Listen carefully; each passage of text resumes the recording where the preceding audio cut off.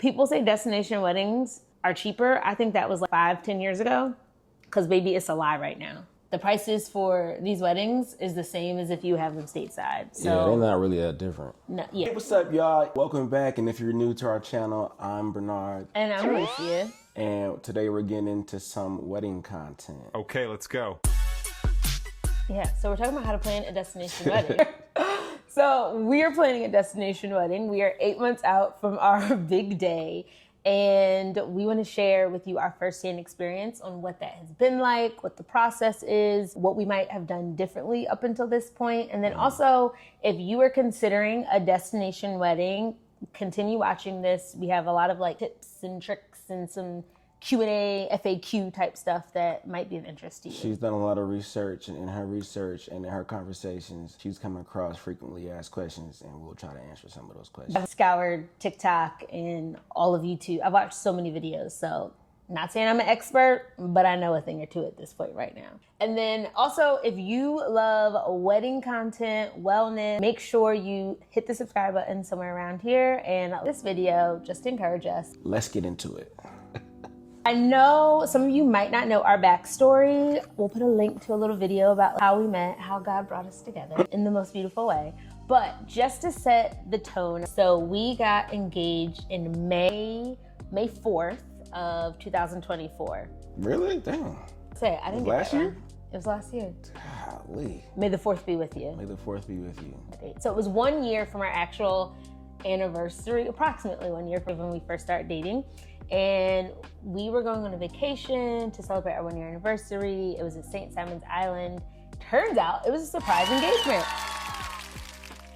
It was honestly such an epic weekend though. It was like a road trip mixed with a vacation. I was thoroughly shocked. So what was awesome about that was afterwards, you did your thing. You did your thing, baby. That was good. I told you, the definition of if a nigga wanted to, he would. And so after that, we waited intentionally. We waited 3 months to do anything wedding related. It sounds like a cliche, but it goes really quickly. So just soak it in, be with it. Our engagement very much felt like a vacation. It was supposed to. Even before I proposed, we went horseback riding, bike riding, we did activities. And then after I proposed, the boat ride activity, and it was just beautiful. And to me, that's when the idea struck me. It really hit me hard. I really could have a wedding like this too. And I've always wanted a destination wedding. So I love that you were just very much like, yeah. When I was on that boat, I was like, yeah. And I always imagined it being somewhere tropical. When I think of vacation, I don't think of cold places. I'm not that type of a person. That's not my idea of a vacation. There was maybe 20 people that flew out or drove out to St. Simon's, which, pull it up on the map, it was a little bit challenging to get to. It's not easily accessible by airports. And so it felt like it could have been a micro wedding, honestly.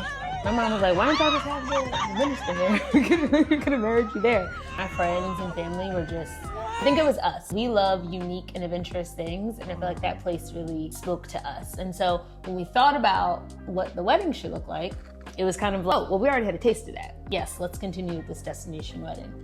So next thing was savoring the moment, I would say, with the engagement. And so it goes really quickly, and we decided to take the first 3 months to just not overwhelm ourselves, not put unnecessary stress. I like to say I'm divorcing myself from wedding stress. That's my mantra the last week. I've never heard you say that. Oh, I've said it to my friends a bunch of times. Okay. I'm divorcing myself from wedding stress. And so those first 3 months, because a lot of people are excited for you and they're like, oh my God, when's the big day? You're like, I don't know, we just got engaged. Dang, we didn't talk that far. We're still soaking in this moment. One tip that I would say, I don't know who told you, but a friend told you. One of my coaches. Okay, said, just pick a date that you guys both can agree on. So when people ask you, you're not, we don't know, or you feel weird pressure. So advice, pick a date that you guys could both agree on.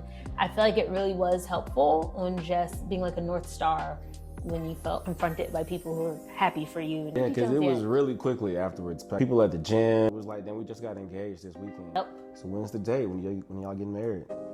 So it was nice to be like, yep, November 23rd. Nobody ever was even surprised by it, but it just makes it feel good. It does. Because the few times we didn't have the answer to that question, it didn't feel the greatest. Yeah. Like, I don't know. But also, we just got engaged like a week, so. Yeah. Sometimes I feel like people are questioning you and you're like, we're getting married. We just haven't thought about all the details yet. Oh, hey, I forgot to mention this. Before we get started into stressful territory like budgets and expenses, make sure your connection with your partner stays grounded. Download our free couples reflection guide. It's in the show notes, y'all. And it's an easy weekly check-in with soulful prompts. There's a love language tracker and has grounding affirmations. It's the perfect mini reset to stay emotionally in sync no matter what's on your to-do list. So grab it now because number 4 can get really spicy. Next phase, I would say in this was the research. So after we had this experience at St. Simon's, we knew we wanted to do a destination wedding. We were like clear on that. We didn't have a set time. We had a fake date for October of next year.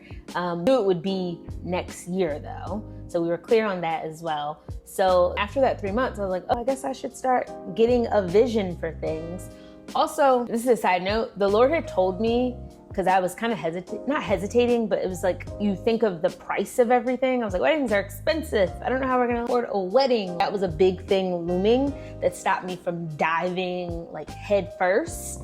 But I remember the Lord telling me, you need to get a vision, like get a vision for this. And that's when I started my research phase. I went to Pinterest first. I put a board together and then I showed you to be like, what do you think of this jungle vibe? And you were like, cool, down, love it, fits me. You're a plant dad. TikTok was helpful. I would say Instagram was really helpful and Facebook groups was really helpful. Choosing what the destination was gonna be because we didn't have a destination in mind. The things that were in the pro column that pushed it over the edge for me was the resorts being all inclusive and us being able to like pull some of my family into an experience I've never seen them in, you know, might benefit them, but like selfishly, I would love to, you know, be in Mexico with my aunties. So I wanted to recreate that lush greenery. I knew that I wanted to feel like sexy candles and that just gives me like that jungle vibe. It's not just a wedding day. You're turning this now into a wedding weekend. People get to have multiple events with you. And so if you're gonna spend this type of money, like in general on a wedding, instead of just investing in one day, you're like, why don't we stretch this money that we're gonna spend and turn it into a wedding weekend of festivities? And when we thought about the price, we're comparable. People say destination weddings are cheaper. I think that was like 5-10 years ago. Because baby, it's a lie right now. The prices for these weddings is the same as if you have them stateside. So, yeah, they're not really that different. So have your vacation built into the money that you're already about to spend. Yeah. I feel like just do something that you would want to remember from what I've heard secondhand or just listening to what you be listening to, or even from like my friends. But some of the first things they mention are their regrets.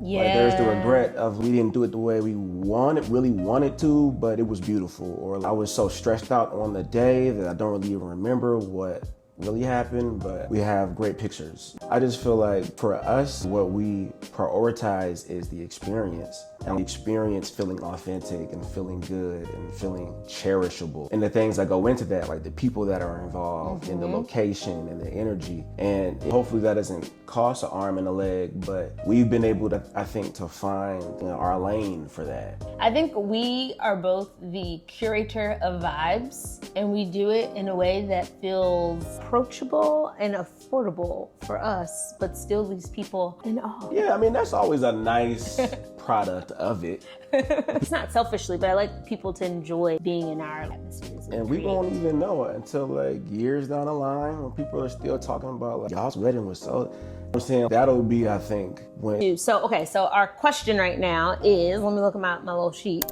How do you decide if a destination wedding is right for you?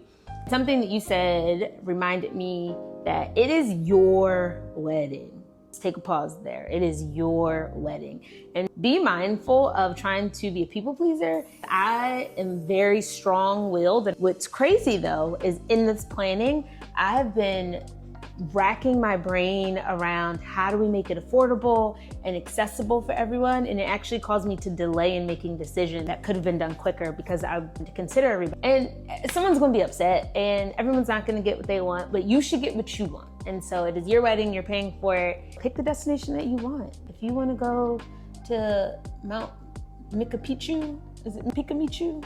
Pikachu, one of them crazy mountains, and get married on a cliff, you do that. And the people who want to be with you on that cliff will be there. Machu Picchu. Machu Picchu. Thank you. I knew what I was talking about. I knew you knew. I will say too though, in that vein of thought, that as much as it is about getting what we want, it does hurt a little bit to know that some people just might not be able to participate in what you got planned. But I think what feels better to me is knowing that maybe even if some people had to stretch to participate, that they wanted to participate and still were able to participate. I think it will feel better to be surprised than it will hurt to be like, dang, they couldn't come. To be, wow, my aunt really came, my homeboy really showed up. I mean, that's what I'm looking forward to, because I haven't ever asked this many people to move so much of a mountain before to celebrate anything.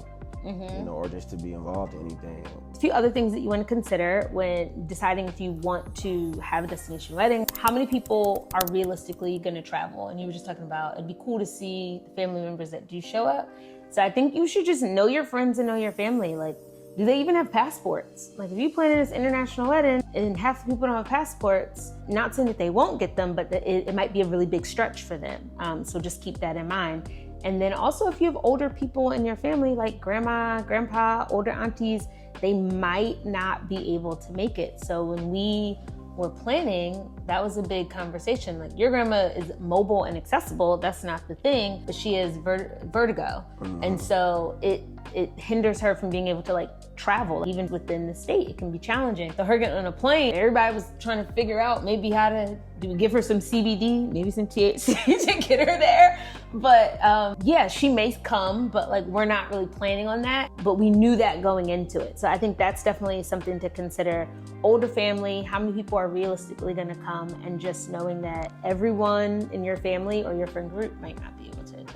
Yeah. All right, let's talk money, because we all know, everyone wants to know about the coin, what's going on, how much is it costing, what are you spending, what they spending. So what we're spending, our budget is between 50 to 60K for the day of the wedding. I don't know, some people might be like, that's not enough. Some people might be like, y'all are crazy, that's wild. What I will say, that is a stretch for us. It's not like we just got it. But I do wanna say, we're praying to our Heavenly Father to make things happen. To say, get the vision, girl. We got the vision, now we waiting on you, Dad, to make it happen. What's happening? And I'm excited that we get to, in faith, share and then have everything take place, and we'll be able to document and share that. How we came about with this budget, it's gonna sound a little weird, but y'all know that show, Marriage or Mortgage? So it was popular in 2021, and so in my, because it was on Netflix during the post-COVID, and so I remember watching it as part of my research for wedding planning. We would watch it, and the average, it was like 30K, and that was what they were gonna have for their wedding, and it was in Nashville. Or you could spend 30K on deciding to buy a house and put that as a down payment for your mortgage. Really cool concept. Y'all should bring that back, Netflix. But I saw back in 2021 what people were getting for that 30K. And I'm like, well, this is like 4 years later. So you gotta add tax to that, inflation. Yesterday's prices ain't today's prices. So I'm like, 40K should feel good. I feel like that would be enough to do what we wanna do, especially with a destination wedding where it might stretch a little further. Then we start talking to wedding planner, and that quickly level set for me that we might need to add some more dollars to figure out where to get more money for the wedding that we desire. Included in that is not my address budget. I'm gonna pay for that separately. Hopefully my mom, if you're watching this and you wanna chip in, would love that. But the budget is under 4K for the wedding dress. How many people did we decide to invite? We decided to invite 50 to 60 people. Invite? That's what we decided. To invite. So we said we're gonna invite 100, and we were hoping that it came down. We decided to invite 50 to 60 and then ended up inviting. No, we decided to invite 100, and then we said by that 100, probably 60 people will come.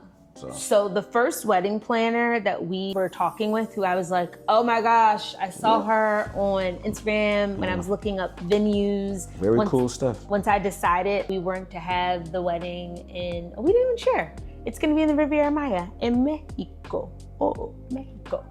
So once we decided on the destination, it was looking at wedding planners. I knew I wanted a wedding planner, especially since it was going to be afar, to help us with that. I had no idea where to even begin. So the first thing I did was research wedding planners. Once I found the wedding planners that I was obsessed with their work, I was like, this is T. I feel like I could release my reins of my type A personality when it comes to things like that. And I would feel comfortable with you making aesthetic and design decisions and me not having to be there. So that was really big. And we start talking and I was like, oh my gosh, this is the place I want to do. I saw you did this wedding there, send her this cute email. And she was like, I love you guys. Your vibe is amazing. We were like keying in this chat and then the numbers came up. And that's the first thing to ask you is how many people and what's your budget? So first things first, how many people is what you want to think about for your wedding, and realistically, how many people are going to come, and then what's your budget? And so what do you want to spend? What do you want to spend? Because it could be hard to be like, I don't know what my budget is. That was us. I said, I don't know. But I think it's easy to know what you don't want to spend. Maybe start there. Because I know I don't even want to be the type of people that spend $100,000 on a wedding. If we had it, if it was easy, that 100K was nothing that you had to think too crazy about. But that's not our situation. So like, absolutely not. So 40K on a wedding felt good, but that's like 40 people. 40K felt good. She was like the higher end of the wedding planners in that area. So if you are looking into getting a wedding planner, I would start there first, because if your budget is, I don't know, 40K, ours was going to be originally, and your wedding planner costs 15K, that is a large chunk of your budget. And so I had to really come to terms with, I was obsessed with her work, and it was just like beautiful and magical. But what I can do is look at vendors that were used, and I found another wedding planner that's still really great and in that same vein of things, and you put your vision together and we're working on that. So the cost of wedding planners, let's say in the Riviera Maya, Mexico, it went from 25, and for a wedding planner, not day of coordinator, which they do have that can help you just for that day. They do have people that can help you just 1 month out. But a wedding planner to help you and hold your hand, it went from 25K to 15K. That is a large range. That is a really large range. And so just making sure that you can afford the wedding planner in your budget and still have a successful wedding. So that was kind of the first thing. And so we actually just sent our save the dates. I know, I know. It was a minute.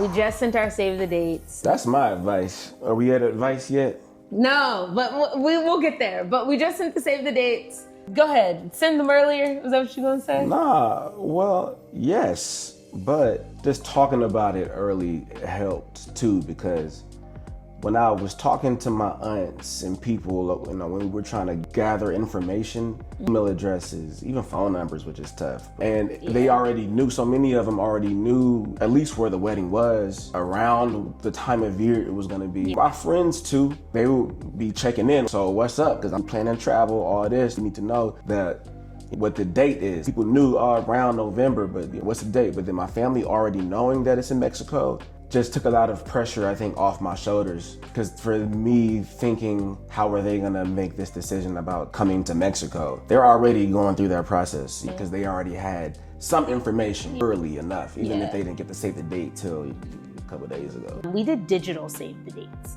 With a destination wedding, people recommend 12 months to 9 months is when you should send them out from your wedding. So at least a year to 9 months from your wedding date. And so we weren't horrible.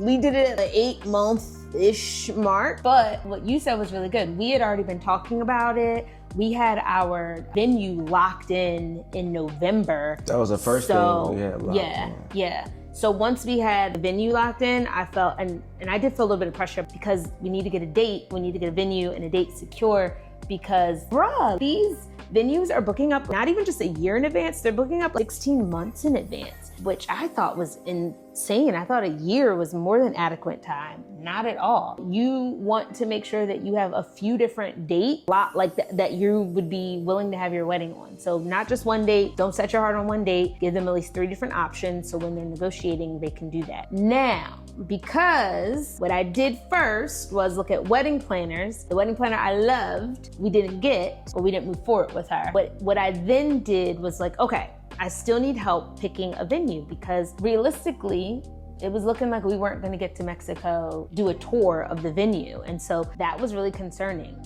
We still have not toured the venue that we chose. We're gonna be touring it in June, but it's pretty common. And so what you do want to do is make sure you're looking at all the pictures of the weddings on Instagram and TikTok and their websites, but you also wanna have boots on the ground. And so because the wedding planner that I did like, she was helpful with information. So she was like, no, that venue is beautiful. You're gonna love it. And that was our second choice venue. The first one was like Island, and it was within budget, but then you had to pay for everything. They had to build sidewalks to get to the different places or to the bathroom. It was insane. It looked great though, what they do with it. Crazy. It was actually our vision. Like, we talked about what we wanted, they were doing, which is cool to see, but then you're like, dang, well, maybe we can't actually have what we completely would dream of, but or at least what else could you envision, and realize, oh, that's a little cheaper. So the place that we picked was stunning, like absolutely stunning. It's a little trendy, which is like my only... Is it? It's a little trendy, but that's the only reason why I think we feel so comfortable having booked it. Especially the first thing we booked was that venue, because there's so much data. There's so many pictures, so many videos, there's so many weddings are there. Yes. And that's cool. It's a dope looking place. It's just a little trendy, so. I don't know why you giving me the side eyes. Like, you want a response? I'm not responding. I'm just saying. It's an amazing venue. What I did know is that I didn't want to have the wedding at the resort. So the biggest expenses for us so far was the venue.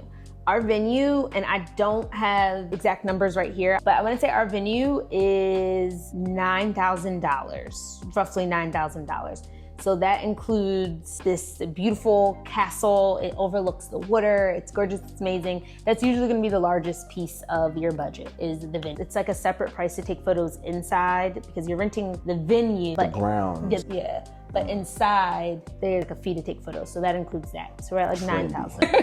Catering. Okay, so catering is like a huge expense. We have not picked our caterers yet, so we don't have numbers for that. But what I do have is when I was researching wedding planners, the venue itself has wedding planners that you could pick that work specifically for the venue. We didn't go with them though, but they sent me a mock budget of, if you have this much money, so if your budget is between 50 to 60K, maybe with that budget, it was like 80 people that it looked like they could accommodate, and this is how many people, and I think they could do, and then they gave a breakdown of like what everything would be. It was looking like around $8,000 with unlimited drinks. That includes not just beer and wine, but your cocktail hour, so hors d'oeuvres for cocktail hour. Hors d'oeuvres. For cocktail hour. And then what's really cute is people have like those late night snacks. Whether in Mexico, maybe it's like a little churro, or you have churro.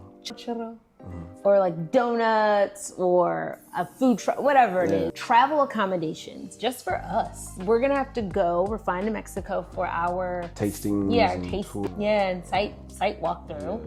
And so that's a stay at the place, the resort. That's airfare as well. And then for us to go for the actual wedding, like, we're not gonna fly economy. It's our wedding, at least business class. So we gotta consider. We saying first class in the name of Jesus. Our dad is gonna get us first class. Abundant life. Flights to Mexico. And then also we're gonna be staying, our wedding is on a Sunday, we will be getting there way earlier. We'll get into that because our bachelorette and bachelor parties will be that same week before the wedding. So we'll probably get in on a Tuesday or Wednesday, and we're gonna stay till like the next Tuesday or Wednesday. So like 7-8 days we're gonna be there. And you gotta pay for it. So travel and accommodations is a big thing, and you should include, if you're doing the site visits, include that. Hopefully you can get there. You might not be able to afford it with the destination wedding to like fly pre-hand, then you just gotta rely on Instagram, TikTok, TripAdvisor, looking at photos, your wedding planner sending you videos. But like, I don't know, pray on it. and trust, release control. If you gotta, and I'm saying this to myself, trust the vision. And then video and photography, that's another huge piece of the budget. And we were okay with spending more on that because these are the only things you're ever gonna have from your wedding. All that other stuff will fade away. Our kids will get to see the videos and the wedding. And so you wanna have that be top tier. And you being an actor, I'm a creative, so I'm just a creative. There was a vision. We are thinking cinematic wedding movie. Yeah. And to get that type of quality work, we need like the best. We need the best. Also the DJ too, like the DJ. Oh yeah, the DJ. Which is one of the first, I mean, it might have been the venue definitely first, and then the DJ I think was like the next thing I think that we would reserve. Yeah, and we haven't put our deposit down yet on videographer and photographer, but we've looked at the ones and we kind of narrowed down who we want. So how we're saving money? How are we saving money, babe? Like how? I mean, yeah. What I've been doing is when I get paid. No, like how are we saving money for, like, what are the things that we're doing to like save money? Like putting it into a savings account? No, so we did digital save the dates. That's the first thing. Oh. Instead of doing paper, save the dates. Paper gets, and I'm a paper, he's 2. What's really cute is tactile. Very tactile. Yeah. We love paper, we love decal, pressed cotton and ruffled edges, and it's really, those things are really important to us. Again, aesthetic, the details, the cherishability of something. When we were dating, he used to literally write out poems or messages on really nice paper, put it in the mail, and send it to New York. So, and I have those, and they're really special. So just to show you how much that means to us, I said, no, girl, we can't, that's not what I would rather. We had to do what we had to get clear on what our must-haves are and what we were willing to spend money on and what we could forgo. So I did digital save the dates. We spent $10, went on Etsy, got a template. Template was cute, modified that template, changed up fonts, changed up colors, added different things, and I got a good amount of compliments on it. Yeah, it was nice. Did people say anything to you about it? Not really? Still early? I mean, none of my people were like, cute, save the dates, bro. That's dope though, because I don't think they might have realized that I was the one that actually put the things into the template. Oh, okay. Cool. So like the pictures, and did you change the font? I think you changed the font. What I would say about these save the dates, side story. We ain't gotta say that. The same way we ain't gotta tell nobody that. Okay, so other ways that we're saving money is there's no +1 and there's no children. There will be kids at the wedding, family members that we know. So we know these kids. It's not, I don't want to be so mean. No random kids. It's no random children that are just like popping up. They're kids that we know and love, but they're not going to be at the reception. So we're not paying for those plates because, again, trying to figure out ways to save money. And then no +1, we want it to be intimate. I want to look around and know the people and know the faces and share this special moment with people who, from the different stages and phases of our life, have been there and supported us. And because it's a lot of money, I don't want to look out and be like, who's that? Oh, this is new girl you just started dating? This is new dude you just start talking to? No. So for, when I say no +1s, like if you have a significant other or you're married, clearly like they're invited, but they're on the list. They're not considered a +1. Like their names are considered on the list. This is how we're choosing to spend our dollar. And we have friends who want to bring their friends, and some of them I know. Yeah. But it's still like, you know what I mean? Yeah. You know, but people can definitely come to the resort. Yeah. They can definitely participate in things at the resort. They can stay at the resort. I mean, people are definitely down. Like, everybody's welcome. It's just like for that ceremony, for the thing that costs money to have your head attached to your body in the building, and the number is very distinct. It matters. The numbers matter. And what you were saying, next thing we're doing to save money is we chose an all-inclusive resort. So because we are not having our wedding at the resort, we were still able to work with our travel coordinator who is so before we got that wedding planner, we got the travel coordinator to help us find places, navigate the different resorts. We told her everything we were looking for. From then, she went back and was still able to negotiate comps for us, is what they call them. Comps are just the things that the hotel will give you for free because you're bringing them business. And usually because you're having your wedding there. Again, we're not having our wedding there, but she was still able to negotiate comps for us because we're bringing a larger group, guaranteed rooms for them there. So that was really helpful. The all-inclusive resort is dope because if you just spent this money to get to Mexico, it's like, I don't want to have to then think about having cash on me or pesos on me or how much I can afford or spend. And so all-inclusive just made it feel like this is the price. Once you get here, don't think about anything. It's already paid for, or we'll be covering it. Yeah. And I think also just in terms of activity, I think the hardest thing to do sometimes is wrangle up a bunch of people to try to go somewhere and do something. But yeah, if we're on the resort property and if we want to come together, we can. It's just easier to gather. Yeah. Or just know that we're here together, even if we're not up under each other all 24/7. No, yeah, that's a good one. Especially because people are spending good money to come celebrate with you. Customary, and what we are choosing to do is to have multiple events. This is still in the budget, or what's on now? This is still in the budget. This is a comp. Yeah, this is a comp which is cool. These are the comps that you get to negotiate with the different resorts. They're gonna be covering that for us because we're bringing business here. What you can negotiate is on 1 hour, 2 hours. You can negotiate brunches. You can negotiate money back on rooms. There's lots of different things. So picking a good resort has good comps that work for you. Just look into that. That can save you some coins up front. Yeah, I want to reiterate though that you talked about the travel coordinator who was that was dope because not only did they create a website and a database for us to even compare and contrast the different resorts and very detailed information. Yeah. But she also recommended wedding planners. Yeah. Yeah. And it was dope to know we're not having to ask people to work together that we don't know if they know each other or not. You're still kind of trusting them. Yeah. Hopefully the people you're working with are good people, but they're recommending it to us. But it's nice to know that they're already familiar with these things and they can work together. So. Yeah. No, that was good. Shout outs to Misty. She was our travel coordinator who came before our wedding planner, but has been invaluable. She helped kickstart us into all of this. And we had a list too, because we had a list, our top resort choice we didn't end up going with, but it was fine. Because of budget. Yeah, because of budget reasons is why we ended up not going with them. But they had more comps, and that's something to think about.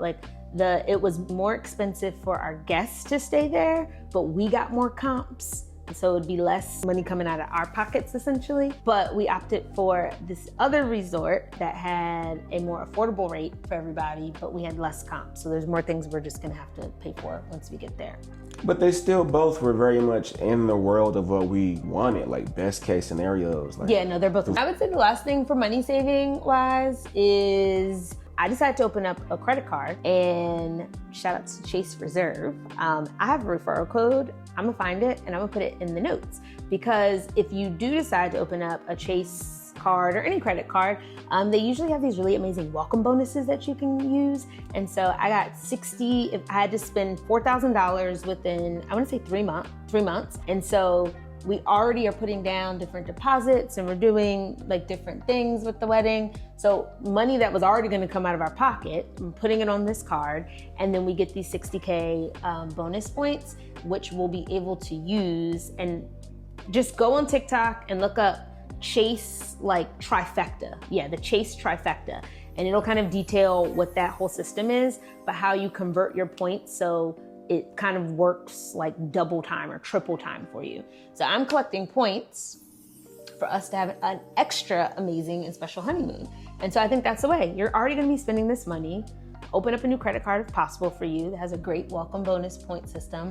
Put your purchases on there, flights, we're even getting 10 times the points on the flights that we're gonna be booking. So things that we already have to do, we're gonna be making money off of that to help us in the long run. And sometimes I have to travel for work, so it's good knowing that, you know, what we're gonna be doing anyway is gonna help us for this wedding. Yeah. So I'm gonna drop my referral code because when you use my referral code, I believe, I'll look it up, but I think like I might get like $50, but then you get more bonus points. So if you would normally get 60, you might get like 70K bonus points. So Yeah, that's crazy.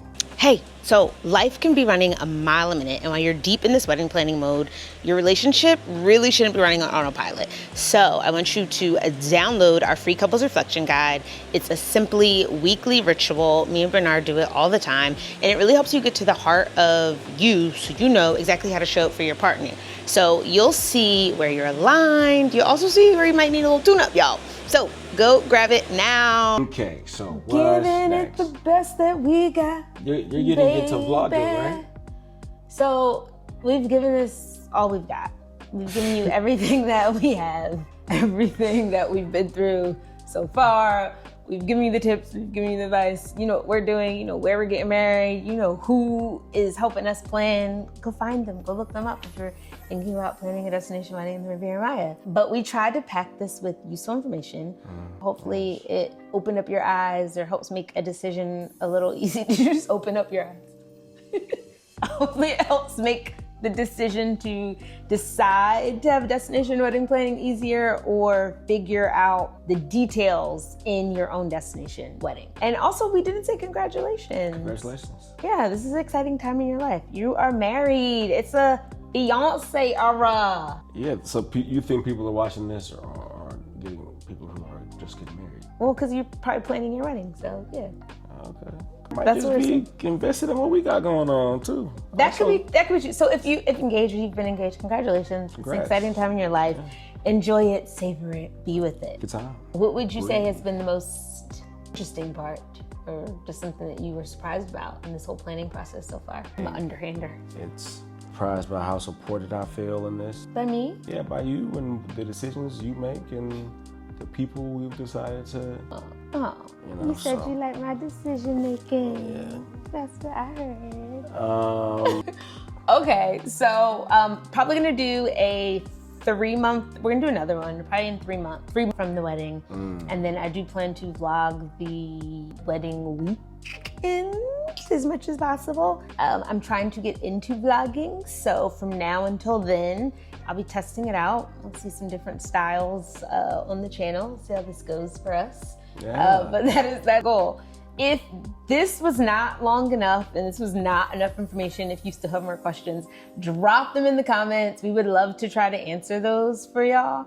And if you want a part 2 sooner, if you feel like there's things we should still give y'all more details on, like the venue walkthrough or maybe, you know, what our vision is for the wedding, whatever that may be, drop a comment. Let us know if you want a part 2. So now that you know what it takes to plan your destination wedding, you might be wondering, how did we even get here? Well, it all started with a little faith and a whole lot of divine timing. So you might want to watch our next video, how God brought us together, because when you let God write your love story, the wedding of your dreams is just the beginning. We are planning it in Mexico right now, y'all.